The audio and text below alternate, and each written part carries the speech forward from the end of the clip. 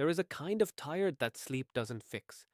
Not the tired in your muscles after a long day, but the tired in your chest after a long life of trying to be what everyone else needed you to be. Family expectations, society's expectations, your own expectations of who you should have become by now. They don't always shout. Sometimes they just sit quietly on your shoulders, making everything feel a little heavier than it has to. When you were younger, someone probably asked, "What do you want to be when you grow up?"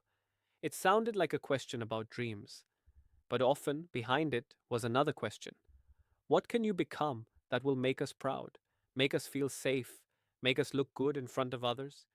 You learned early which answers lit up people's faces and which answers made the room go quiet. You learned that some dreams were respectable, others risky, some useful, others a waste. Slowly, you started editing yourself, not always consciously, just adjusting, just leaning towards the versions of you that made other people more comfortable. Expectations are often born from love or from fear, wearing the mask of love. Parents worried about your future, relatives measuring your life against their own timelines, teachers wanting a success story. "I just want you to have a good life," they say. But their good life might not be the life that feels good from the inside of your own body.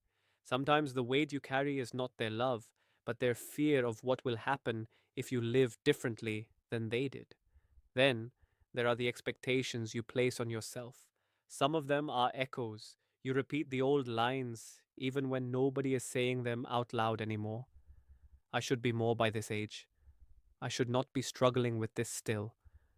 I should have figured it out by now." You compare your real life to a version of you that lives only in your head.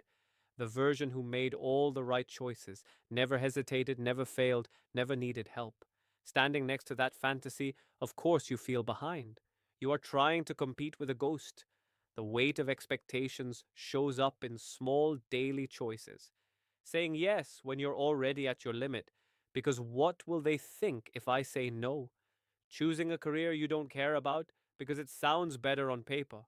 Pretending you're fine when you're not because you've always been the strong one and you don't know how to be anything else.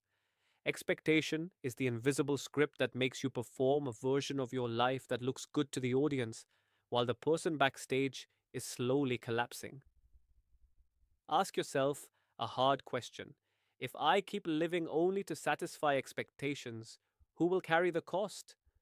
The people you're trying to impress, family, society, strangers, they might feel proud, relieved, comfortable, but you will live inside a body that wakes up every day to a life that doesn't feel like yours. You are the one who hears your own thoughts at 2 a.m. You are the one who feels your own heartbeat when anxiety rises. Eventually, the cost of never disappointing anyone is that you slowly disappear from your own story.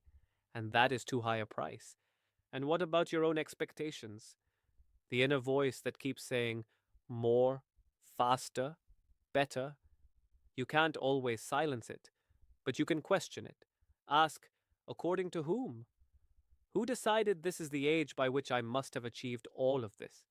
Who decided that one career for life is the only sign of seriousness? Who decided that being happy means being impressive? Most of the time, there is no single answer, just a vague, collective pressure. If you are listening and you feel exhausted under the weight of everyone's hopes, fears, and opinions, I want to tell you this. You are not selfish for wanting a life that fits you. You are not ungrateful for questioning a path that is hurting you. You are not a failure for not meeting someone else's timeline. You are a person with one life and one nervous system, and you are allowed to make choices that your body, mind, and heart can actually live with. Even if those choices confuse people who never had the courage to do the same. Thank you for sitting under this weight with me for a few minutes and for being willing to look at it instead of pretending it isn't heavy. This brings us to the end of this circle of living in alignment. 10 small reflections on how to live a little more gently with yourself. Until then, may you feel even slightly less alone under the weight you carry, and may you slowly learn that you are allowed to put some of it down and still be worthy of love, respect, and a life that is truly yours.